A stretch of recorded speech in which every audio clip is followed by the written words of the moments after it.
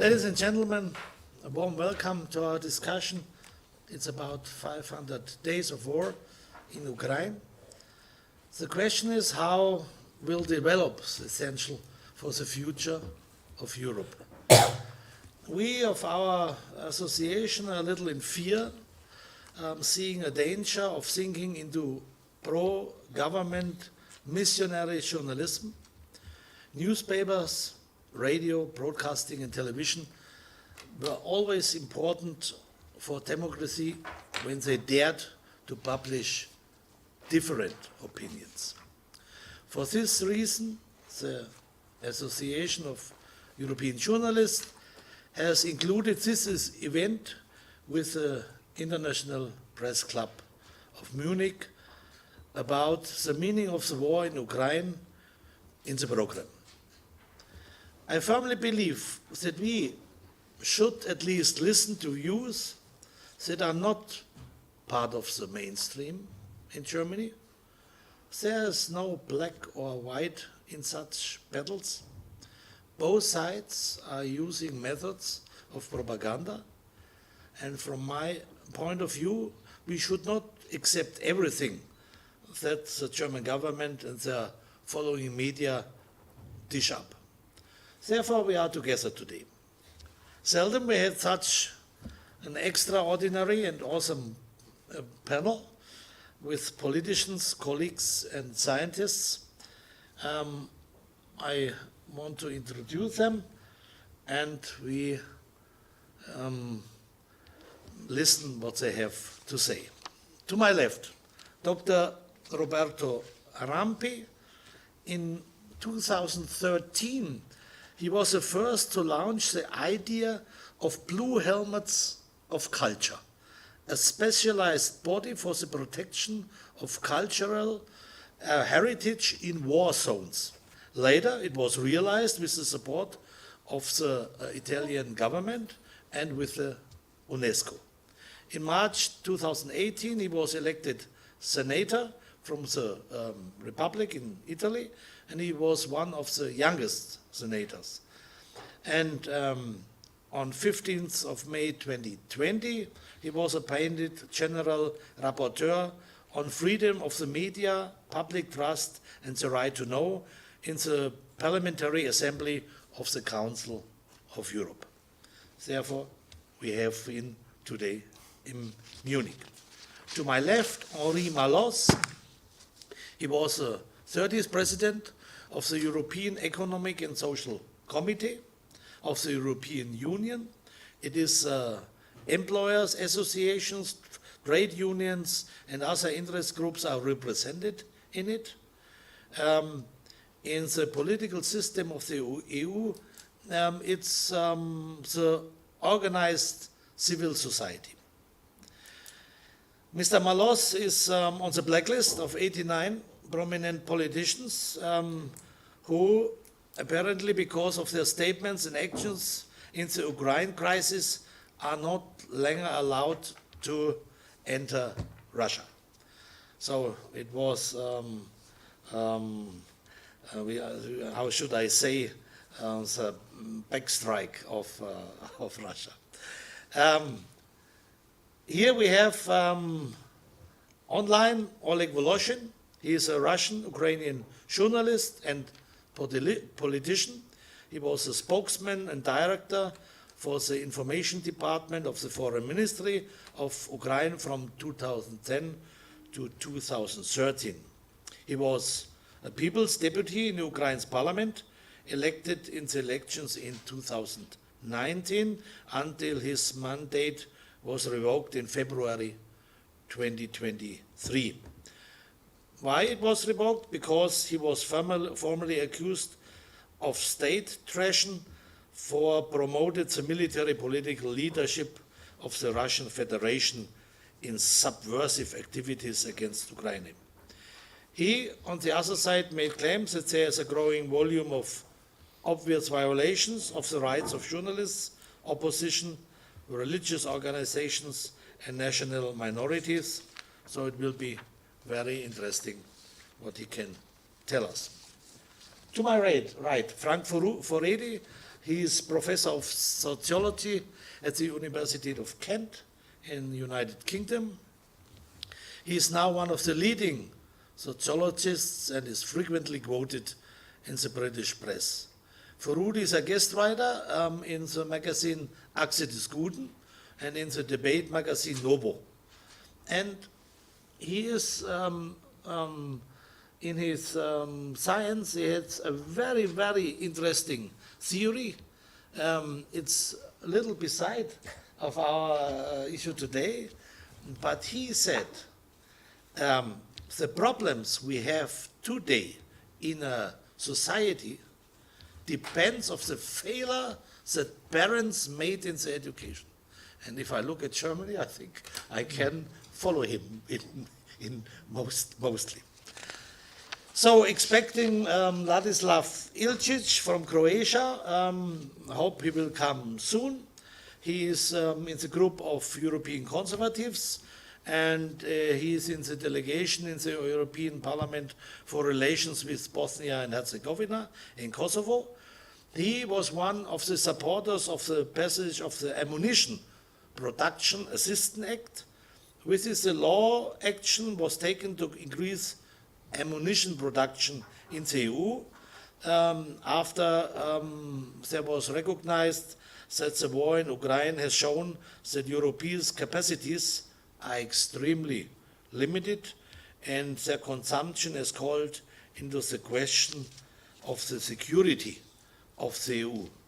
So, I'm only the moderator, and we will start, I think, with Mr. Rampi, and there are so many questions. How is your opinion about the war? What do you think is the role of the media?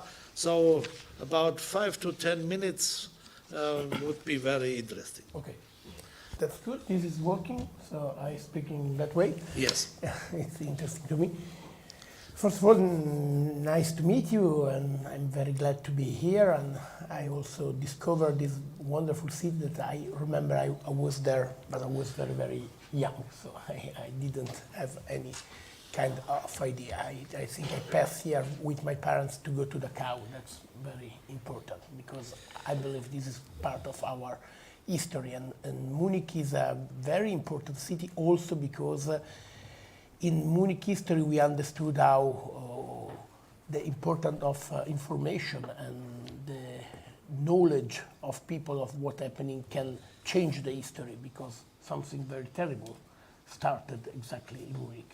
So I believe this is one of the reasons because I worked on the right to know idea, that is the one you explain in Council of Europe. Was not just my idea, was something in which many people worked, for example, in United Nations, but we succeeded in last activity of Council of Europe for the first time to have the vote of 47 in that moment representative of countries, and of a very, very important report that explain very well how we need not only the freedom of information and so the freedom of journalists and the freedom of press against power and particularly against the danger of war and terrorism and many things like that. But we need something that is really more complex than freedom of information, because nowadays we know we have a lot of information around the world, and particularly social media give people a lot of opinion and a lot of information.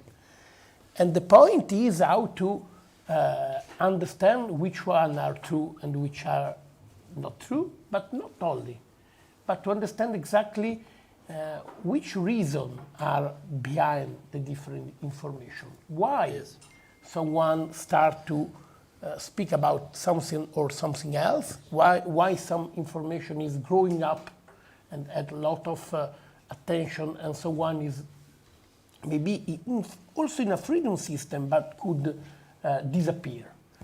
In the question you sent me also in last days, by WhatsApp, I was very, very happy because it's something that I'm trying to understand, and we are speaking about, we talk to older politicians in Italy, not only in Italy, because this situation of war in Europe that is very, very dangerous, because for many years we told that Europe was a war-free country.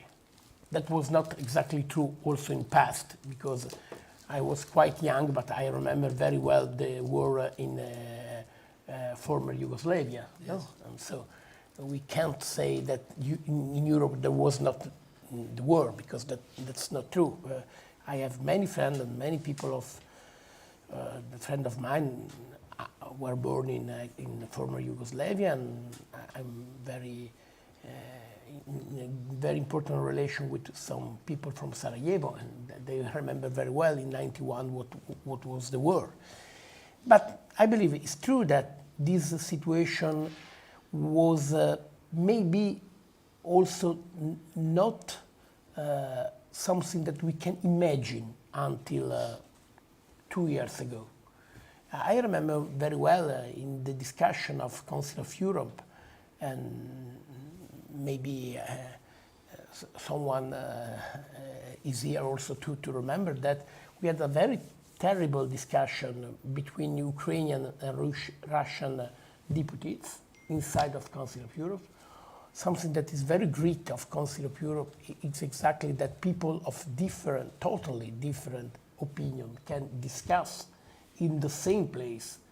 And so not to have the war, but to have the war of words, the war of opinion. That is probably the only solution. But no one of the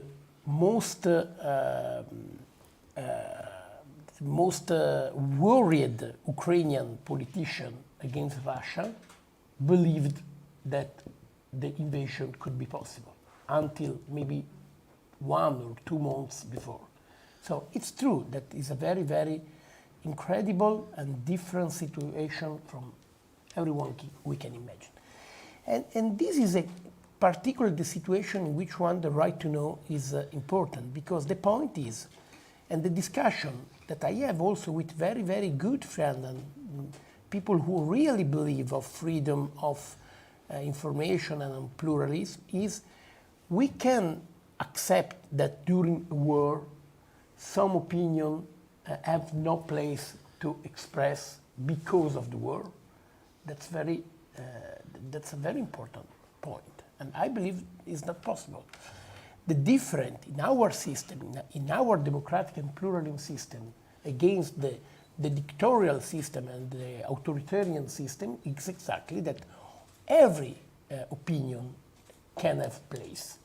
Yes. The point is that we have to give people the instruments to understand from which part every kind of opinion came and for which reason. So the point of right to know is freedom of speech, freedom of information, and the freedom of journalists, and also the safe life of journalists, because we know that in many places of the world to be journalist and to do really a freedom action as journalists. One question, do you think Yes. there's a lack of information through the media?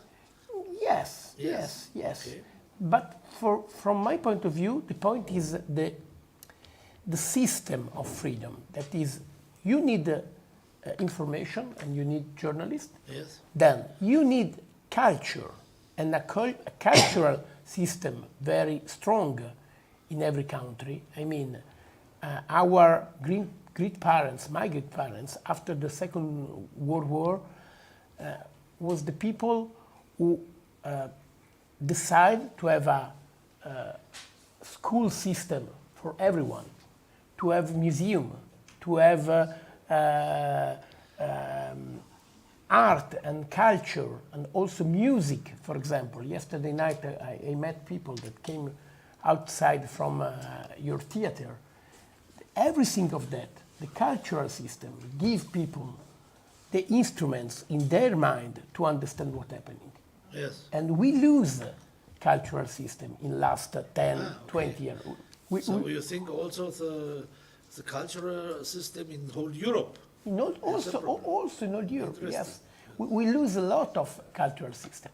And last things, we have to understand also the economical rule in the media.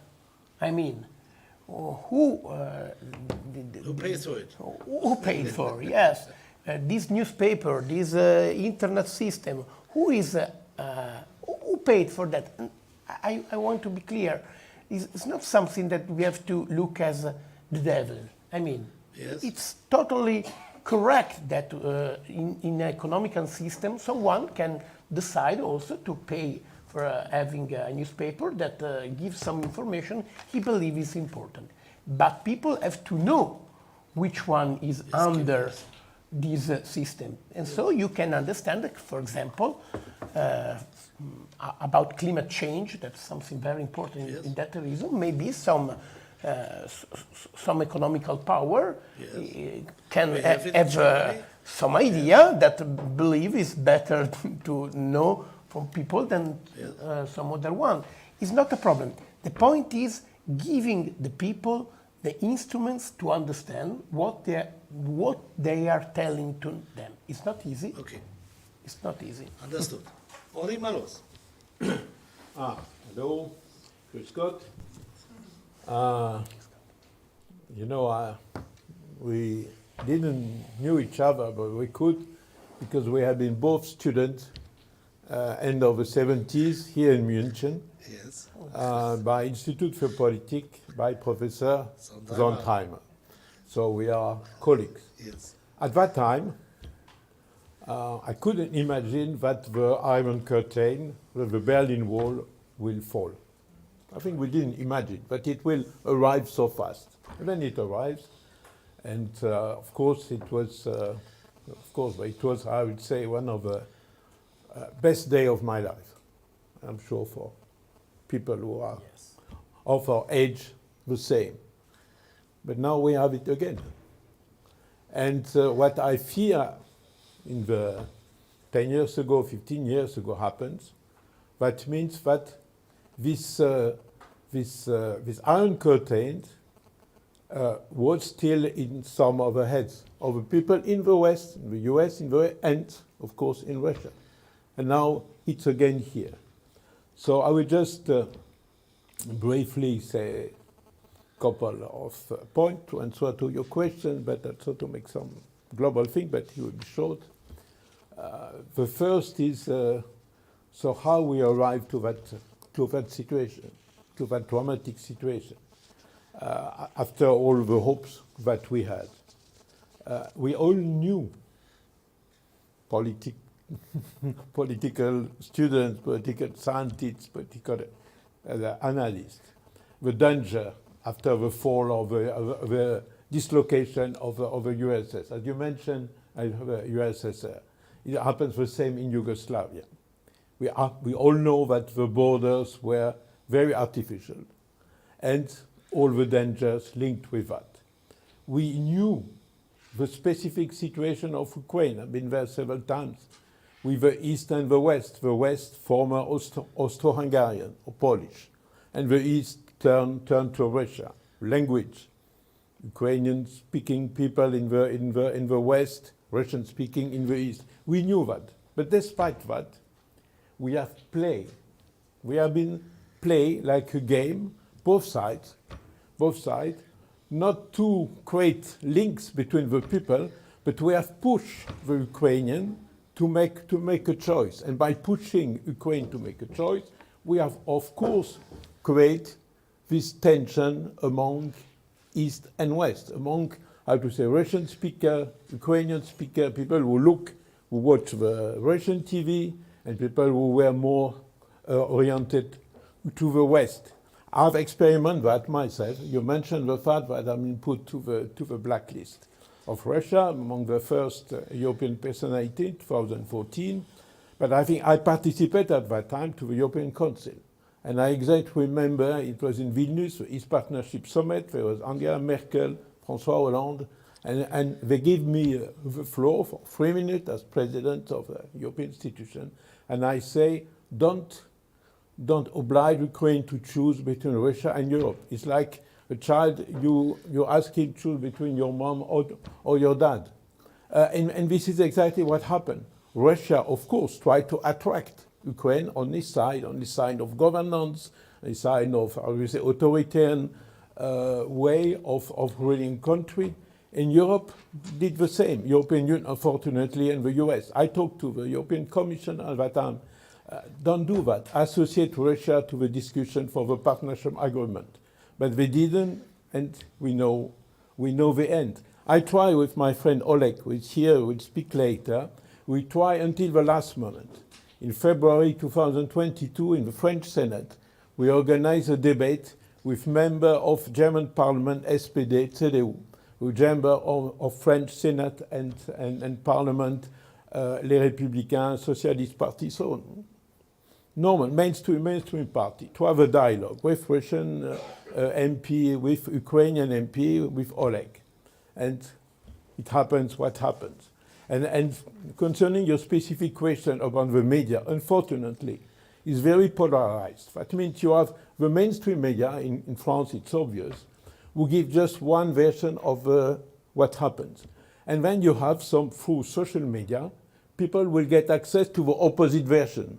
As we had, in my view, we made the big mistake to ban all the, I would say, sponsored by Russian media, like RT or others. So immediately after that, Russia banned in Russia France 24 or the pro-Western media. So we cut access to the information of the others. And I think when I watched it, RT, I knew that it was a say sponsored by the Russian state. Okay, but now we cut this possibility, and there is no objective information. I can't myself to find, because I still work on Ukrainian project, nothing with military, but we help twinning between cities, and I'm in contact with Ukrainian mayors of not occupied by Russian. And I say the majority of them, I met them some weeks ago, they don't feel comfortable with the situation. They have family in Russia. They say, like you, it's not white, it's not black. The situation, okay, they are not politicians in Kiev, but they say they don't feel comfortable with everything, and they see that really this evolution is a mess. So we really need to have objective information. I saw recently, I follow a German journalist from Bild Zeitung, and when he speaks about the Ukrainian, he says ours, and the enemy. So we are still in war. Are we in war or not? So to conclude this comment, I will say very in 3 sentences how to get out of that mess. For me, it's we have to promote peace. European Union has been made, and I'm French, you're German, by peace building.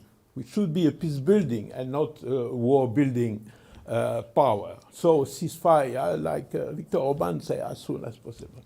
Secondly, we should, I personally, maybe some people don't agree with me, but I personally was one of the first, I'm president of the Germany Association, to advocate for Ukraine to join the EU. I think this is stabilization. You shouldn't be the NATO. I know now there's quite of merge between both, but I just remember that Austria, Ireland, Cyprus, Malta are still not members of NATO. So it's something we bring rule of law, stabilization, freedom of media for Ukraine. It will take time, we know, but starting the negotiation to the end of the year. And third and last point, we should look forward, like Jean Monnet in 1943, he always think about how to include Germany in a European construction. So we should think to how to include in the future Russia on one way, on the other, because we all know that we miss in the 90s, beginning on the 20s, when Vladimir Putin came, and I was I participated to that discussion. I know when he came to see, during his first mandate, he came to see Romano Prodi, President of European Commission, and he asked Romano Prodi, your compatriot, what should you say if I have in my bag an application to the EU? And Romano Prodi told him, Russia is big. But so we closed the door to them. So not question Putin, not Putin. You know, I'm not Mr. Putin. Don't like me particularly because he put me. I'm still on the blacklist. But it's a kind. We are all Europeans. We have to find a way to live all together. Thank you very much. So coming to Mr. Voloshyn, if you are looking at the situation in the media in Germany, we do not expect there is an opposition in Ukraine, but it is existing and with own meanings and opinions, and so we invited Mr. Voloshyn, and would be very interesting what you have to say. Thank you very much, Dr. Schneider. Do you hear me well? I hope. Yeah. Okay. I'm very happy to greet all the participants of your very important discussion, and it's a big pleasure to see Senor Roberto Rampi, with whom we together were in the Parliamentary Assembly of the Council of Europe, and definitely Henri Malosse, who is a big friend of Ukraine, but what is most important, of peaceful Ukraine. I just need to make a small correction, but important when you present with regard to when you presented me. So my mandate as a parliamentarian wasn't revoked. I just gave it. I renounced it myself voluntarily because I had no opportunity for more than a year to come back to Ukraine to safely continue my job. I had to leave the country in the middle, even before the escalation started, and I will explain why I stress on the escalation, because the war effectively started in 2014. Just too many pretended it doesn't exist in Donbass. But with the escalation started in February, I left 2 weeks before because I got a reliable and trustworthy warning from some of my friends who had links in the nationalist circles of Ukraine, the radicals in Ukraine, who believed that there would be not a big war, but they believed there would be some escalation in Donbass, and it would be a pretext to make a cleansing of all the so-called pro-Russian opposition in Ukraine. Effectively, the pro-peace opposition in Ukraine that always stood for reconciliation with Russia rather than for conflict with Russia. And I was warned that it's better for me and for my family just to be out of Kiev for like 2, 3, 4 weeks for our own safety. And indeed, at the beginning of March, when I was already out of Ukraine, I was then in Serbia, and then my apartment was attacked by a group of self-defense fighters who was like, you remember, it was a lot of militia, so-called militia in the initial phase of the conflict, a lot of people who were controlled by no one, and who believed that it's a time to revenge on everyone who spoke differently, who spoke in support of Russian language, who spoke in support of, I don't know if Mr. Rampi remembers, I made a speech in the Parliamentary Assembly of the Council of Europe when I said that Russian is one of the official languages of the Council of Europe. It's okay to speak Russian in Strasbourg, but it's not okay to speak Russian in the Verkhovna Rada in Parliament of Ukraine. And it's not normal. And it will sooner or later make a big problem. And et cetera, et cetera. So what is most interesting for you to know is that now us who always warned that we either come to terms with Russia with regard to Donbass, with regard to NATO, or we have a major war, it's now us who are guilty, not those warmongers who said it's okay, let's have a war with Russia, no trouble, we will still win. So, and what is most dangerous is that too many at least politicians in the West, even now, okay, less and less already, luckily, but still the majority, really pretend that there had been no other option. That Minsk agreements would never have been implemented, that reconciliation has never been possible, that Russia is a state with whom you cannot come to terms.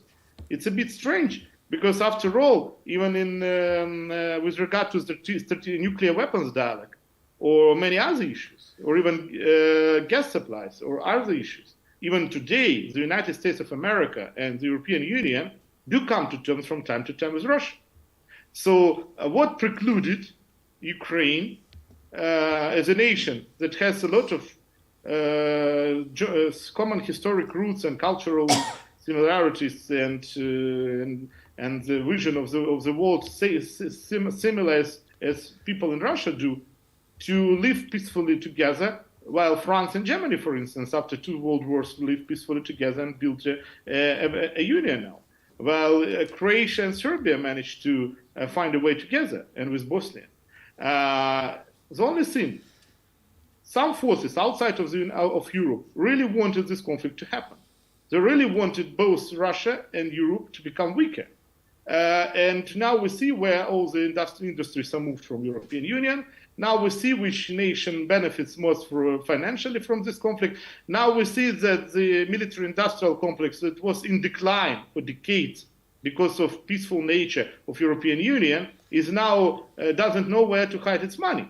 Rheinmetall is now like the most profitable company in Germany. Those same people that I'm sorry for if I don't want to offend anyone, but some same people that armed first Kaiser and then Führer. And now they are very happy to provide Leopard tanks to Ukraine. Definitely being burnt every day at the front, but because they produce the hardware, but it's Ukrainian lives, that Ukrainian blood and Russian blood that is still there. It's a ideally profitable business. You just make money without spilling your blood. And what Roberto Rampi correctly said, it's very important to remember that even in times of war, there is no excuse for suppression of any opinion, let alone opinion for peace.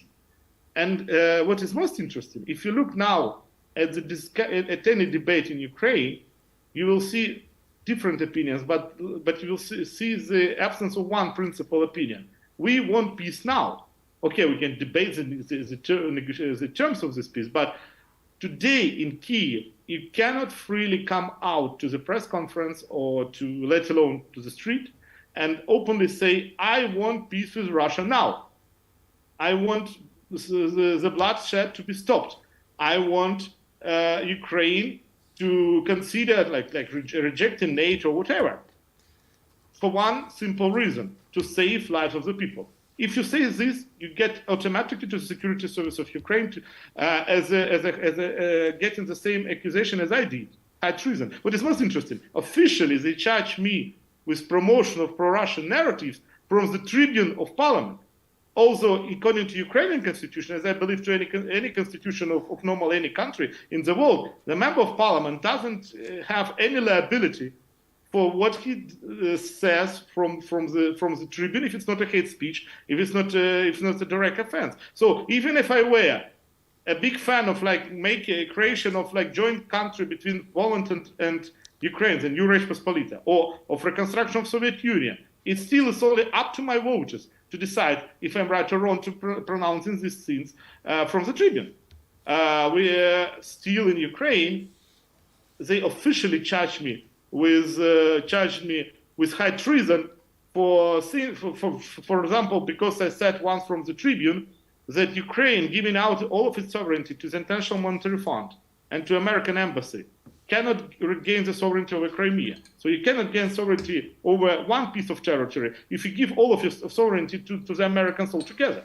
That it's not a pro-Russian narrative. It's my take, it's my view of the situation that I was very displeased and unhappy to see in my own country.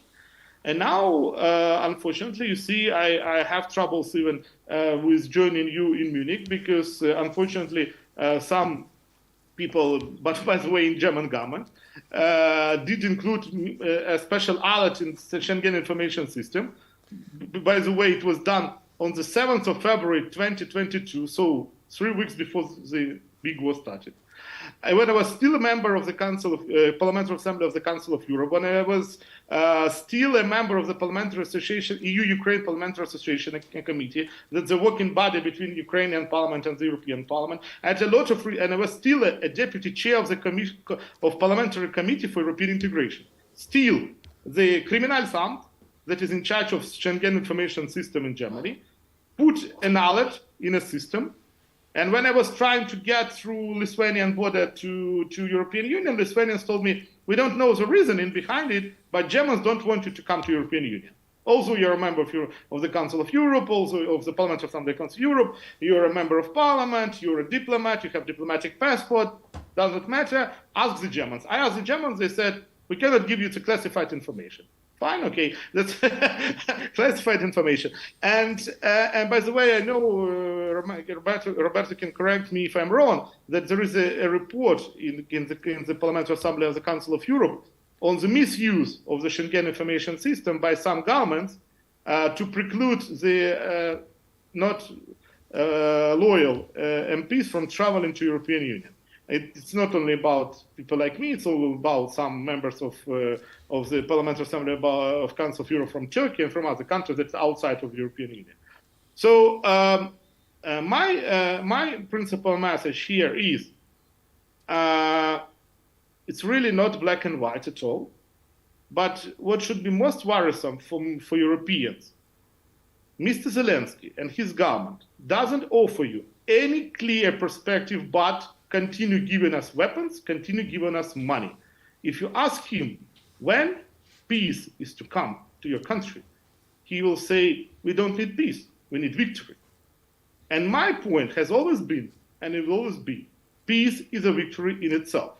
Because without peace, it doesn't matter which size of the territory Ukraine has. Ukraine, by the way, even today, even with territories controlled by Russia, if you minus them, theoretically, still is one of the biggest countries in Europe, but also one of the poorest, one of the most corrupt, and one where there are no alternative opinions, because even the TV channels of Mr. Poroshenko, who is my staunch political opponent, and who is strongly anti-Russian, strongly pro-NATO, strongly anti-EU, still he owns 2 TV channels, and both of them are switched off, because there is only one opinion, and it is of Mr. Zelensky, that is heard today in Kyiv.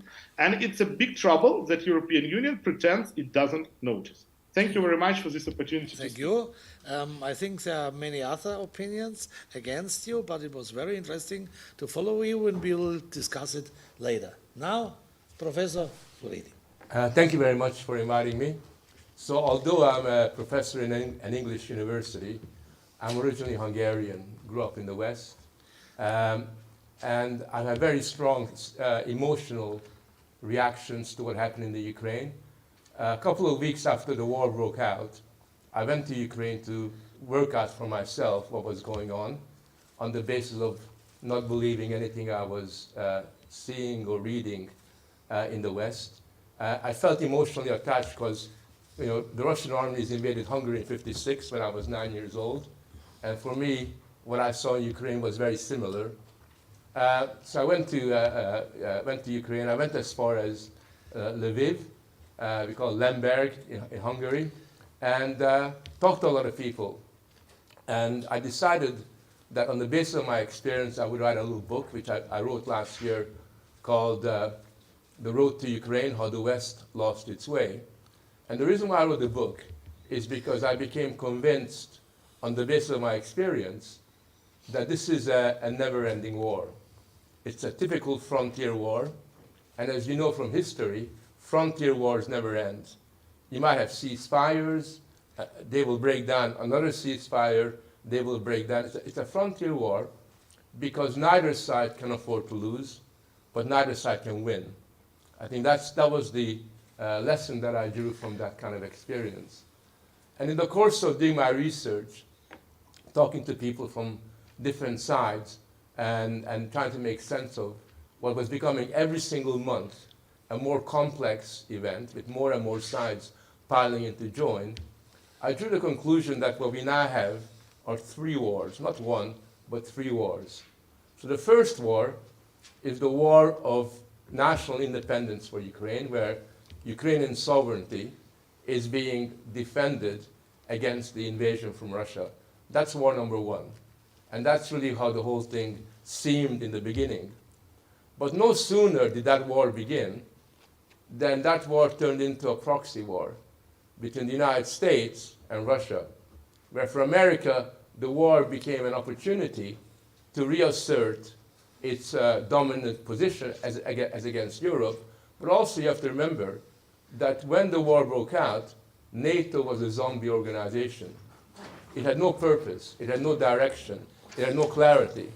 And suddenly, thanks to the Russian invasion, NATO was reinvented and is now flourishing, apparently a flourishing organization that has got a raison d'etre. It's got a real reason for being. So that's the second war.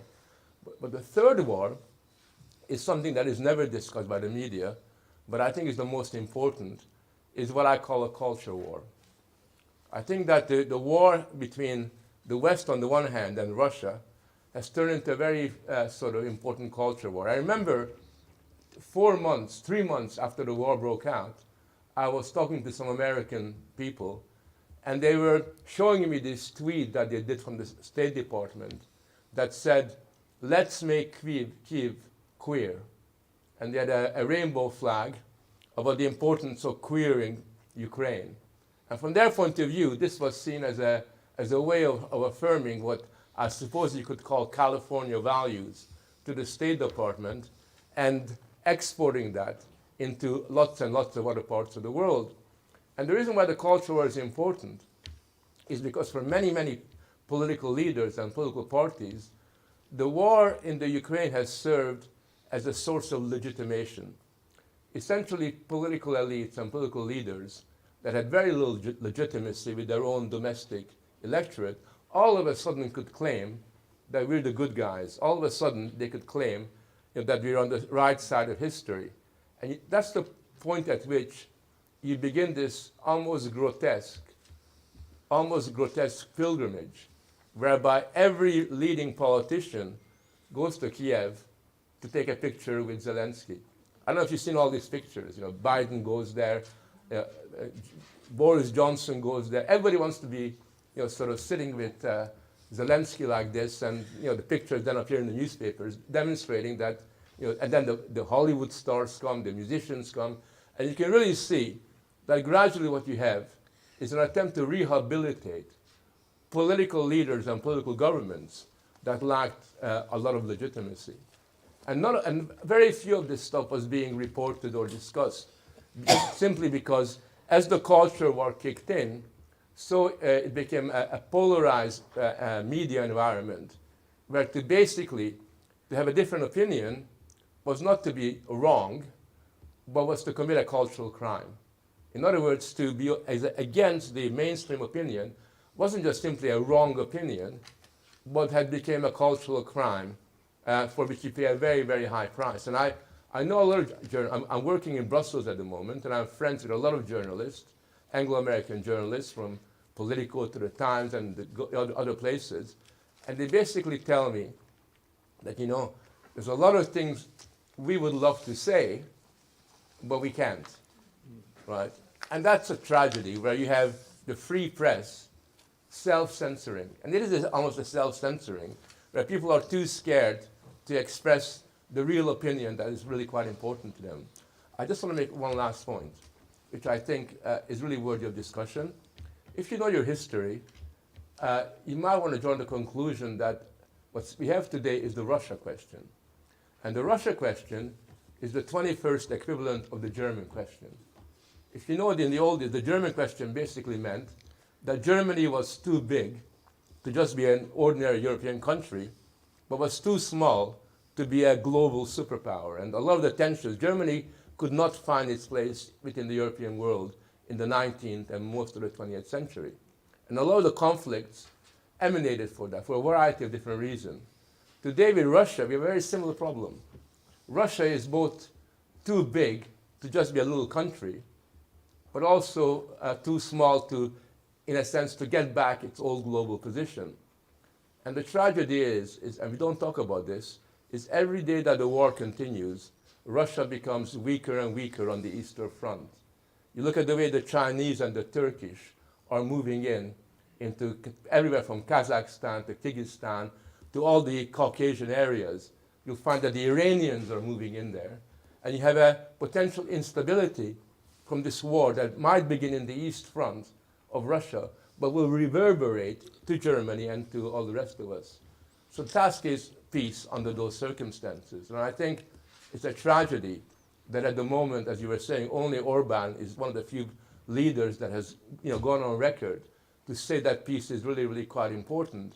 And it seems to me that regardless which side we're on, unless we try to find some narrative that supports peace, that's a European narrative, unless we do that, then it will be Europe that will pay a really big price. Maybe not as big as in Ukraine and in Russia, but in the end it will be Europe that will suffer because it will become increasingly fragmented and unable to affirm and assert and defend the values that made Europe historically great. Thank you. Thank you very much. And finally arrived Mr. Ilcic, and so we expect your opinion to Okay. Ukraine. Thank you for the invitation, and sorry for being late. We heard here different interesting opinions. I have to say that these kind of opinions we cannot hear in European Parliament. That's the bare fact, you know. Still, I will bring, so to say, Croatian perspective to this, since we experienced almost or let's say, very similar aggression from Serbia to Croatia 30 years ago, as now Ukraine is experiencing Russian aggression. So, what is similar? So first, Russians deny even the existence of different nations like Ukraine nation, and that was the same. That is the case with Serbia, and they deny that there is some other nations around them. You know, they speak about Srpski svet. You know, so it is like, so their field of interest, Great Serbia, they called it before, and they call it Srpski svet, and of course. When they made aggression to Croatia, the excuse for this is that like they want to protect the Serb minority in Croatia, and that was the same now with Russian and Ukrainians. Like Russia will protect Russians in Ukraine, you know, and that is excuse for the aggression. So I have to say that as Croat, I feel full solidarity with Ukraine, you know, and this what is happening, and I think it is not acceptable, you know, that another country make aggression, starts the war with such reasons, you know. So it is not acceptable. And then what can I say further on, you know, because it wasn't just war, you know. In Croatia, I can even say that we were in a much more difficult situation than Ukraine is now, because Ukraine gets help from all over the world, financial help, military help, and we didn't get any. We got embargo, you know, for the weapon, you know. We were not supposed to even to buy weapon, you know, to defend ourselves. But later on, you know, as war was going on, of course, Croatia started to think what to do and how to diplomatically solve the problem. And you have to know that in Yugoslav diplomacy, there were more than 90% of Serbs there, or Serb-oriented people. So there was no possibility for us to say what we want. What is now the case with Ukraine, as we hear now, we can very clear voice from Ukraine, from Zelensky and people close to him. And we, as now we can hear that we cannot hear other voices from Ukraine. Yeah. So, but then later on, you know, you realize that these people, for example, Serbs in Slavonia or on other parts in Croatia, will be there. They will live there. And then you must make some kind of relation to those people. So I think that also Ukrainian people and Ukraine will have to understand that these Russian people or mixed people will live there. And what will be their status there? So of course, some of them will leave. If they were soldiers, and that what happened in Croatia after the war also there. Some people left Croatia, some Serbs left Croatia. But we had negotiations. We had negotiations for peace. And at the end, for example, eastern part of Slavonia, we had, you know, it lasts for 3 years that we had a reintegration of Eastern Slavonia to Croatia. So it was a process. So what I would really like to support are negotiations. So to see what we can do. We have different models. We have experiences in very similar situations, and I think that we have to promote peace there, because going as somebody said, it is not black and white. In no war there is no black and white. Whoever experienced war knows that. So we have to negotiate, and we have to, of course, we have to condemn the aggression and to send clear message. But at the end, we have to negotiate and to see how it will end. Thank you very much. Mr. Rampi, what do you think? How is the opinion developing in Brussels, in the EU? It says, in which direction it's going? It was a very, very interesting discussion, because first of all, I have to told you that in 2014 in Italy, in Rome, near the Parliament, we had a very interesting appointment about Ukraine and about the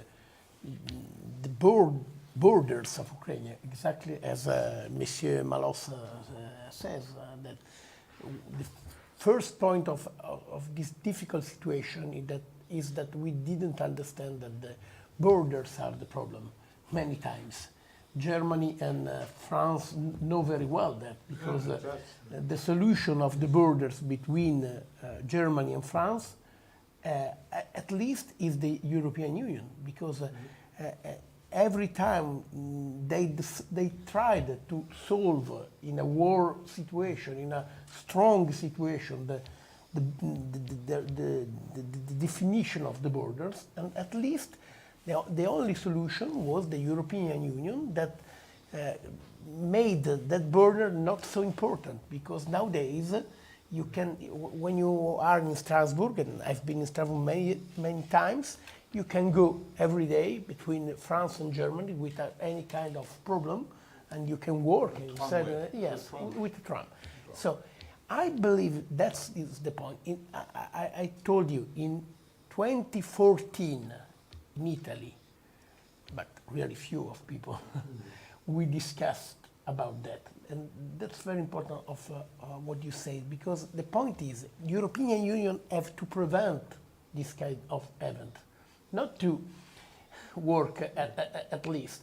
In 2014, but also before, we had all the instruments to understand, not that the war will come, I can't say that, but that the tension and the violence were growing and growing. And European Union could do in the past, but have to do today, to have a vision of the future.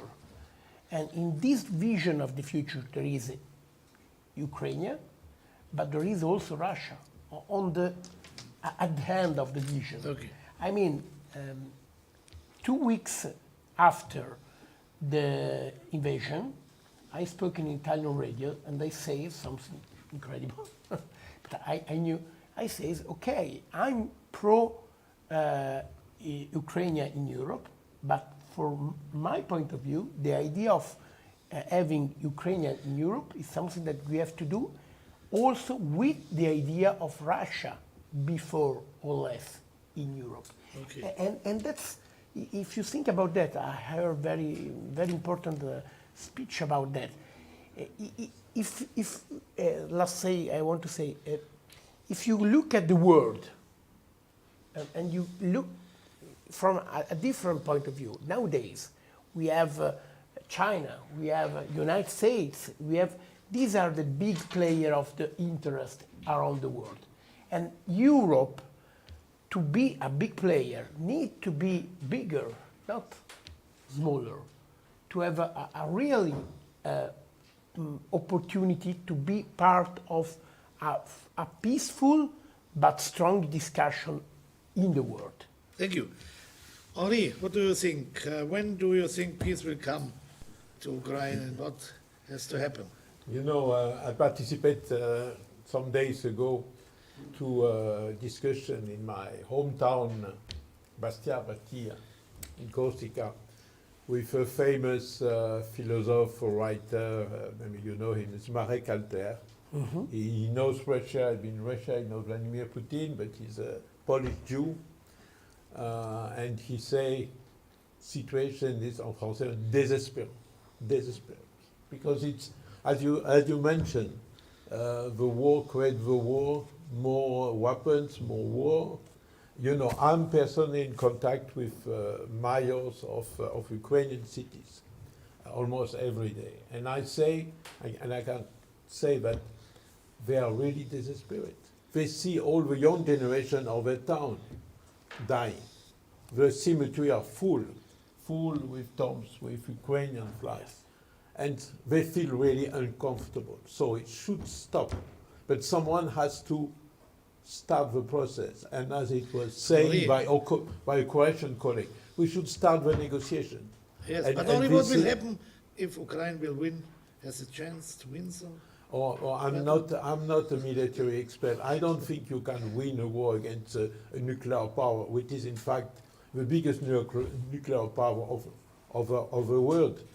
You know, even when it was Maidan, because I was in Maidan, I made speech, I was the unique president of European institution, and it's why I decided to be on that blacklist. But I try to organize on the level of civil society of discussion between Russian and Ukrainian and European civil society. Also, I would say, as a colleague, as a passionate by European, and Europe is my passion, and I feel really also very sad to see that the European Union is trying to explode, because the population of all countries, France, of Germany, you can see by their votes, they are much more and more, I will say, dissatisfied by the policy conducted by our governments, because we have a strong economic crisis, we have inflation, and in the same time we have that war, and we don't see any perspective for European. And I see this war brings also to bad ends of European Union. Now we speak in Brussels about the Euro-Atlantic Union. So now the European Union it disappears. Jean Monnet never say that he want to create European Union as a kind of filial or vassal of the United States. He want to see the European Union as strong as the United States, and we are going on the wrong direction. So I personally hope that after the military events will come during the summer, that we'll start really to negotiate, as we could have negotiated last year. There was this Turkish initiative, this Israeli initiative, and so they were close to an agreement. Yes. Unfortunately, this didn't happen. Oleg, do you hear me? No, he's talking to somebody else.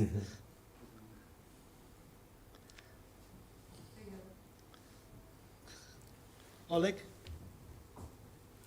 It's having an interesting conversation. Yes. Oleg, do you hear us? Yeah, I have a very do. special question for you. So, also in war times, there have to be elections in Ukraine, and there has to be elected a president Yes, please.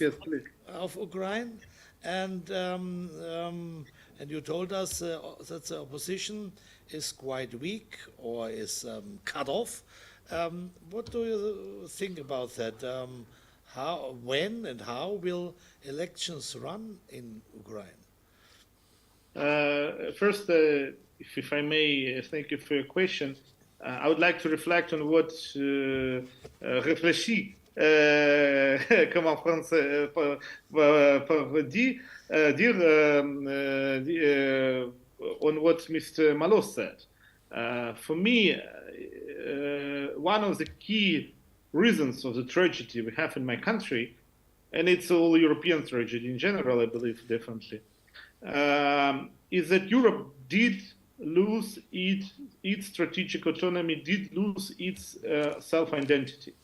Really, Jean Monnet, as well as Robert Schuman, as well as many other founders of the European Union did mean it to be, or European community then, did mean it to be a partner of the United States, but not of the vessel of the United States. And even in a story with the shipment of German tanks, we did see who takes all the decisions in the West. And in Vilnius, we also saw in NATO summit who takes all the decisions in the West. And provided Europe were more independent in taking its decisions vis-a-vis the United States, I'm sure there would have been no war in Ukraine. Now about the question about the elections. It's ridiculous, definitely, but Ukrainian politicians do think about elections right now. I know. I have lots of contacts, definitely, in the Ukrainian parliament and Ukrainian political circles, and speak to them every day. They already started the campaign with fighting going on, with you in Europe thinking where to get more munition or tanks or whatsoever to send to Ukraine. They do think about the elections. And that's true, and it only proves one simple thing. Unfortunately, for Ukrainian government and for Mr. Zelensky, it's not the Ukraine that matters. It's sticking to power that matters. And because if I were now inside Ukraine, if someone listened to me, I would say, guys, we first stop war, we start reconstruction, we introduce the programs of psychological rehabilitation to those coming back from the front line, because it's a big tragedy. No one deals with thousands and thousands of people with post-traumatic syndrome. We rebuild the economy. We understand how we get along with our frenemy Russia, because it will still be there. And only then we, together with our European friends and with under supervision of European Union, we do think who is to be like the president for the next 5 years. Because if we hold elections today, I can tell you, I was not only the person who voted for Zelensky, because I believe Poroshenko to be a pro-war Ukrainian nationalist, and Zelensky to be a Russian speaker, a Jew coming from Kryvyi Rih, from the city in the east of Ukraine, a person who made a career in Russian show business, and I even agitated for him. I persuaded tens and dozens of my friends to vote for Zelensky, because I believe that Zelensky is peace, Poroshenko is war, however ridiculous it sounds now. And it means that he won in 2018 with a very different mandate. And I believe today, with Ukrainian war, he doesn't have a moral right to be re-elected for the second term. Because for the first term, it's like, say, Biden tomorrow going for the second term with ultra-nationalist, anti-immigration, anti-LGBT, anti-woke, anti-Mexican, anti-European Union platforms that would even make Trump feel shy. That's the same. So we have absolutely new Zelensky, not the one for whom millions of people voted. And if he goes now on a different platform, one person cannot go one day with one platform, another day with another platform. There are others, let them go. That's my personal take on elections. I do think that nowadays, European Union should be very careful, because formally, they can say, it's already, look at the calendar, it's time of elections. But I don't think there is any chance with 20% of Ukraine under Russian control, with war going on, with millions of Ukrainians being in exile in European Union. How many voters do we have? How many legitimate voters do we have? There are different estimations, 15 million, 16 million, out of 40 million. So we will have a government, a parliament, a president elected by 1/3 or 1/4 of the population we had before the war. It's not acceptable, I think. Thank you very much. Professor Furedi, is, in your opinion, Ukraine an equal partner for the West also in the future? Well, it's a very interesting question, because outwardly, everybody in the West wants Ukraine to be an equal partner, somebody you can negotiate with. But what I'm really worried about is that as a result of a chain of events, Ukraine has become not entirely the subject of its destiny, but the object of other kind of forces. So, for example, we have a situation where a number of very large American companies are buying up land in Ukraine.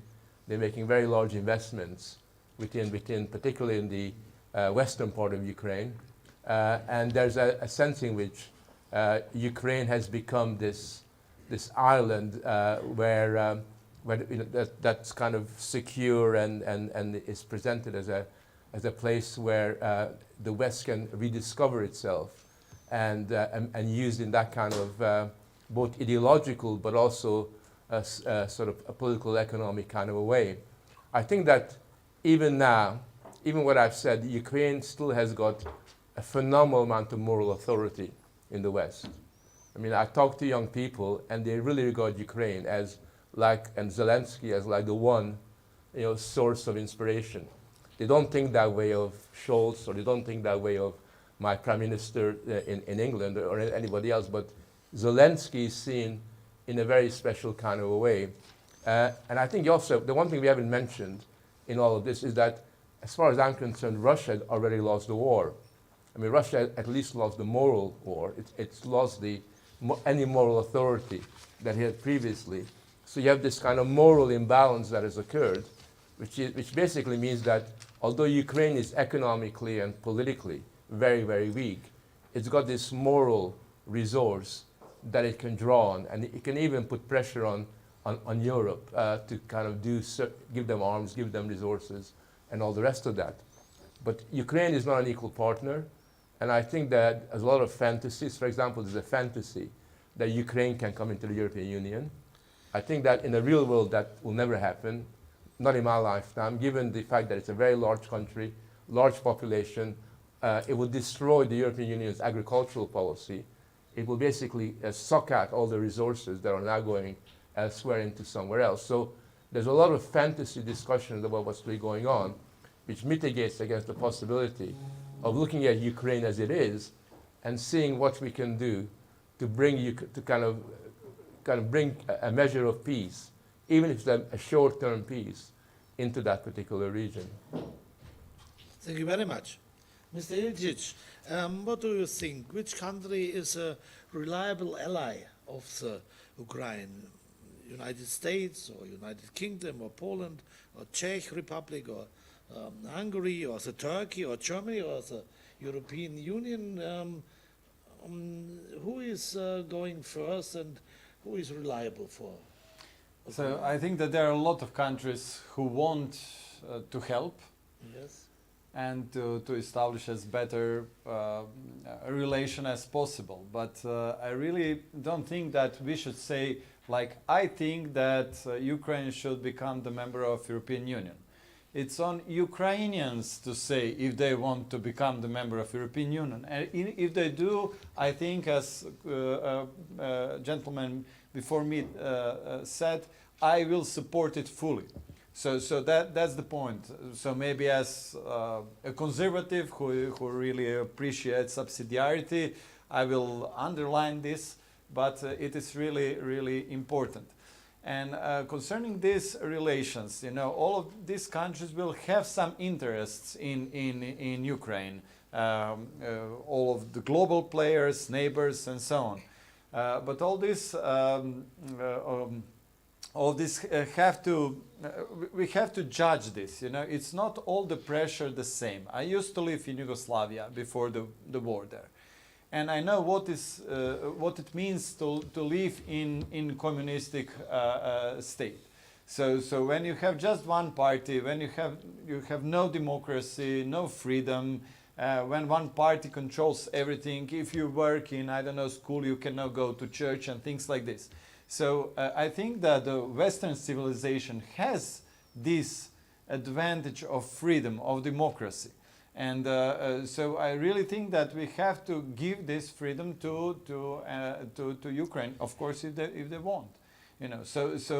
But at the end, just to come to the point I already underlined, for example, in Croatia, they counted today the rights which Serbs in Croatia have. And of course, we have also a Croatian minority in Serbia.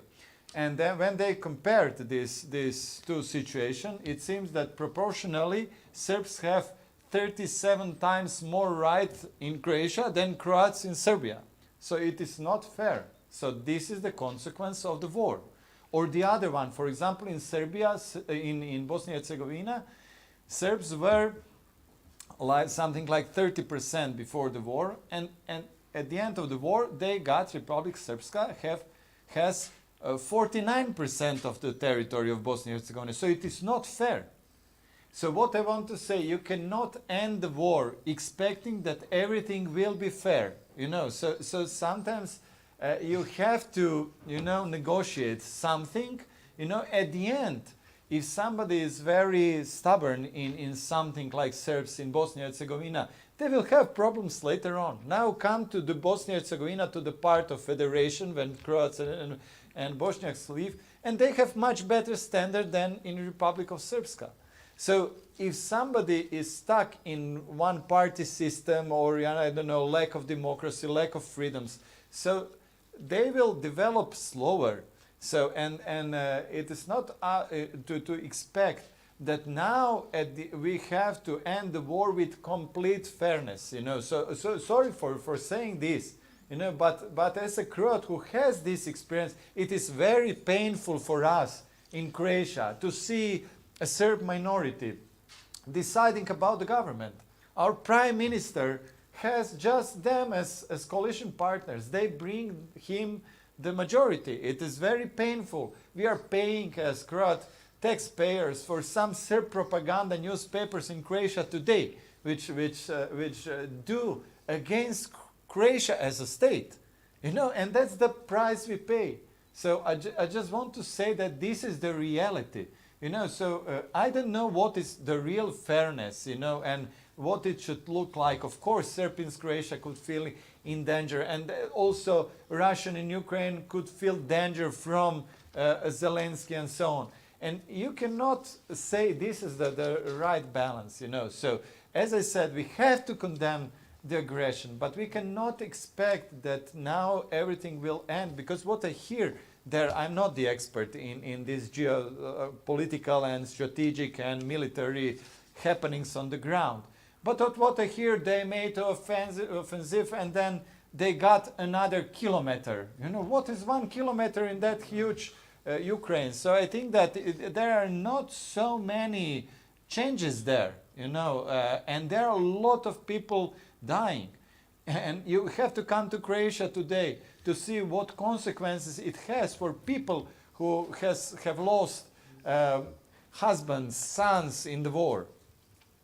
So it is not, we have to accept that there are emotions also there. Sorry I wouldn't like to put some emotions like in front, but we have to respect that there are consequences of war. So as somebody said, the peace is important. The peace is important, and we should achieve peace as soon as possible. So let's finally make a short question round with the auditorium. Rolf, please. I agree to Henri Malosse that it is naive to think that the Ukraine can win the war. It's not possible to win against a country like Russia with the atom bombs war. And I think it's also a little naive, or it's naive that we, the Western part, are thinking that we can take the Ukraine as it is now, as a country, into the EU or into the NATO. The thoughts were made already before. In the 19th, when Gorbachev voted in last year in the PNP, Neue Presse, they promised, the Western part promised to the Russians at that time that they don't go closer to Russia with NATO. This was, and they didn't do it. There was a discussion always, Ukraine and closer and closer, and Estonia has 1/3 of Russian people as inhabitants. That's the next problem we will have. So I think, and we don't accept if we today discuss about to get the Ukraine in. The Ukraine is corrupt is a very corrupt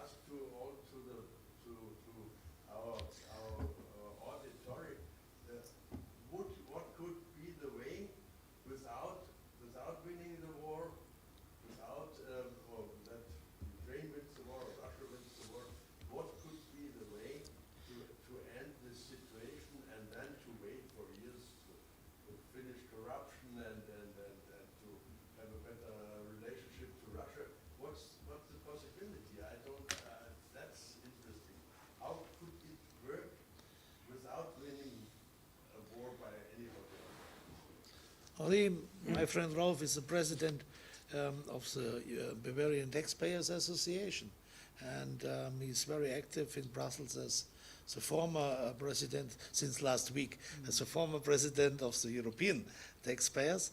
And he mentioned you especially. Yes, he started by mentioning me. No, first of all, I personally, I don't mix the European Union and the NATO process. Maybe Ms. von der Leyen mix it today, but I don't. As the founder father of the EU didn't, Jean Monnet, for example, didn't trust at all NATO. He said some organization was nothing in common with the European idea.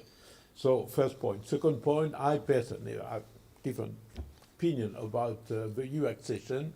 Like our Croatian colleague, I share his view.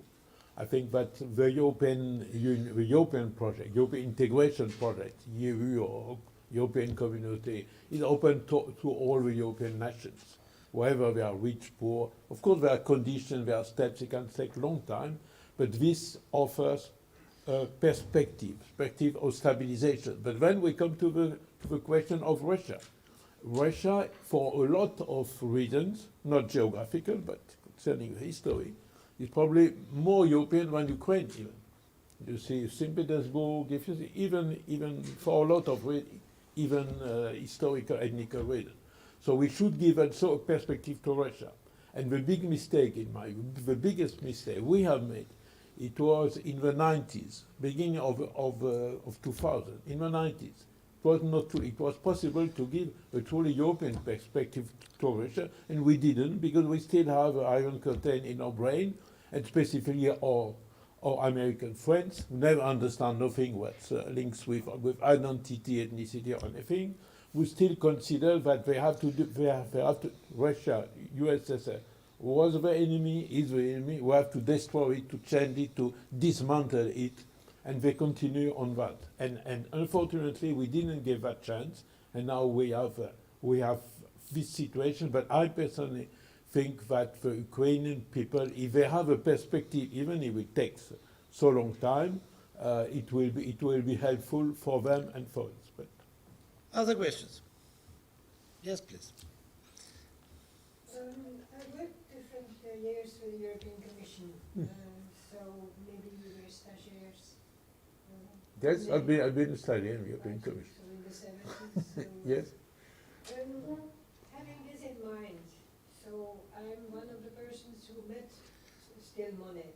So I always say when I have young students, read Monet, because this gives you a complete other aspect of what is Europe and what does Europe can make. I just want also, another thing is, what is objective information? Objective information doesn't exist because it is always a person himself with what he knows, experience, education. That is also a point what sometimes is forgotten. And where I think that the culture is so extremely important, but the children cannot learn in Europeans to be Europeans because it's still forbidden in all the countries to have books about, let's say, Europe seen on a complete European global perspective. So that is another point. Coming back to Putin. Putin said in the Munich Security Conference in 2014 his ideas. Nobody was listening, or nobody was expecting it. Then what I'm very worried about is, where is the vision? We don't have visionaries. Maybe we have philosophers, we have sociologues. Europe is now in campaign. Holland, France, so the different countries have other things in mind now. And when I hear that also Ukraine is also thinking on campaign. So where is the time to have visions?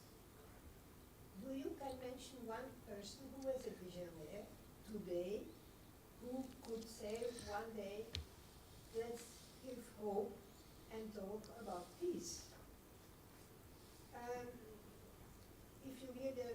If you hear what amount of money is going into army, it's very interesting. For for the actionnaires to put their money in there, but that is not the solution. And what I'm worried again is the campaign now in the different countries of the European countries. So where will they leave the time and have the time to think about solutions? Thank you very much. I think this question goes to you and to Mr. Rampi. Right, so we're assuming that the war is going to end by vision or by intelligent political leaders getting their act together and finally realizing that peace is necessary. If you look at the experience of the last 100 years, wars come to an end when anti-war movements emerge. And historically, the only time people get pushed into a position where they say, okay, I'm losing public opinion, people are against the war, is when there is a movement. Now, I look around Europe, and the anti-war movement is conspicuous by its absence. So I think that if you're interested in peace, and I think most of us are, then we have to rely on democratic mobilization of the people to make them aware of what's going on. We need a peace movement. Without a peace movement, an anti-war movement, peace will be elusive. I think that's what history has shown time and time again. And at the moment, that seems to be the real missing ingredient. Mr. Rampi. That's very interesting. I was really involved because I believe the point is exactly what you say. We don't have a vision, we don't have visionary in politics, but it's correct that the vision came after, no? Generally, before came a very strong movement and politicians decide that they have to take the votes of this movement, and so they move for that. But first of all, the point of extraction and European extraction, that's very important. In Council of Europe, we started to discuss about that. That's something we lose in our opportunity. So what I mean, and to be very fast, the point is that we need to discuss about our idea of Europe of the future. When I was a young student in 91, more or less, that period, after the last period of Berlin War and everything like that. In that period, I feel that Europe would be a new idea of government, not a new state, a new idea of government that was a place in which the borders were not so important, the national identity was not so important, because we can stay together with different identity and different religion and nation like that, but in a new form of government that don't suppose to decide for the religion, for the identity of people. A new idea.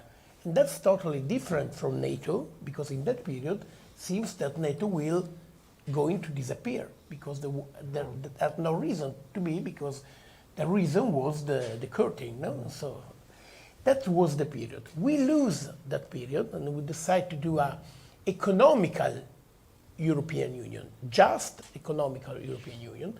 I believe that is the moment which maybe particularly the young people of Europe that already have their life inside an European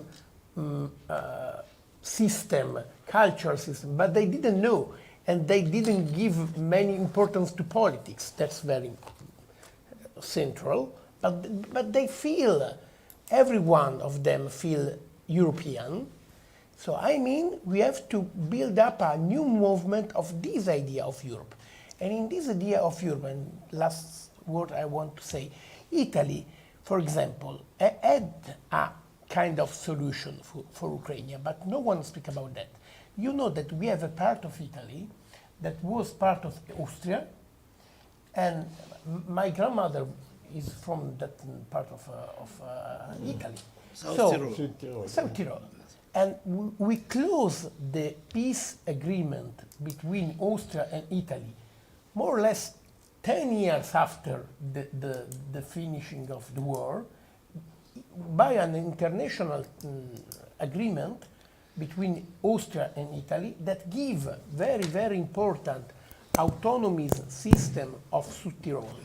You know that Südtirolian had, in Italian parliament, you have, you are obliged to have elected people from Südtirol. Yes. So, I mean, that could be something interesting between Ukraine and Russia. A very interesting experience. But nowadays, no one from Italy proposed to, for example, do something like this. We can give not a solution, but an idea. Question for you.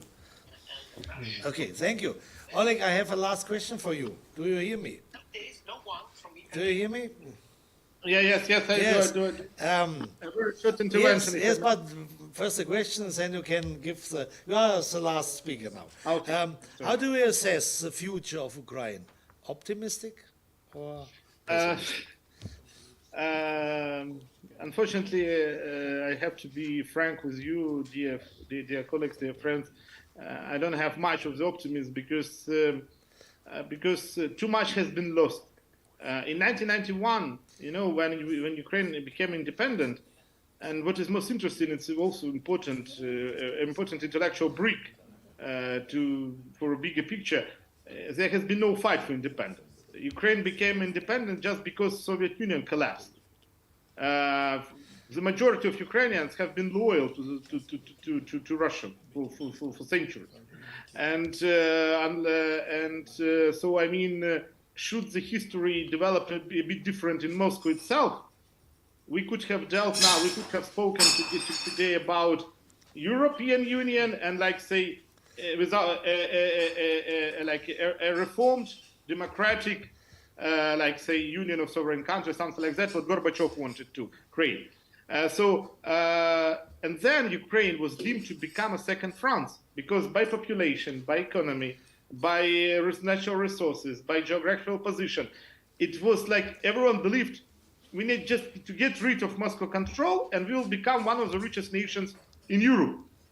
But already, even before this war, because it's now very easy to say everything is because of Russian aggression, but even before this war in 2019, Ukraine already was the poorest nation in Europe.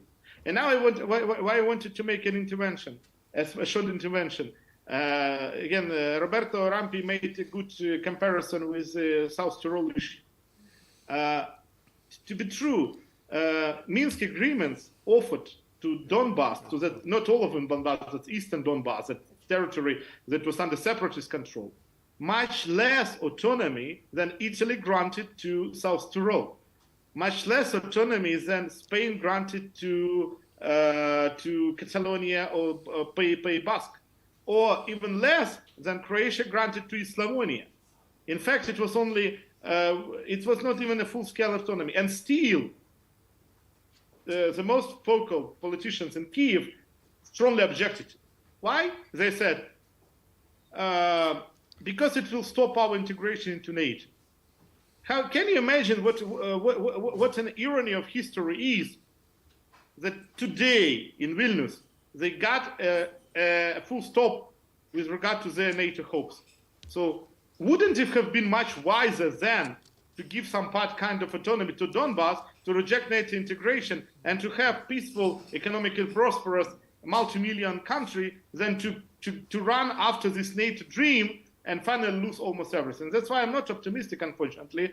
But what I'm optimistic, I see that we have people of different opinions here. But we see that the bottom line of every speech I've heard today, that the time to search for peace has come. That's what makes me optimistic. Thank you very much, Oleg. Our target today was to give us a little other opinions besides the mainstream. The other opinions I think we get every day are quite clear, and so therefore we want to make also a service for the journalists, and therefore we invited you And yes, please. Can I just add one sentence? Yes, so why we not? spoke very pragmatically Yes. today, having the goal of achieving peace. But what I would like to add, it is very important to which message we shall send after this war. So the message should be clear for Putin. It was not a good decision to attack Ukraine, because if at the end, if we achieve some kind of peace now, and at the end Putin could say, it was good, we achieved peace, but I got something, Yes. then all future aggression will be more possible. So we have to understand, for example, in my group we have a lot of Polish colleagues who had really bad experiences with Russia during history.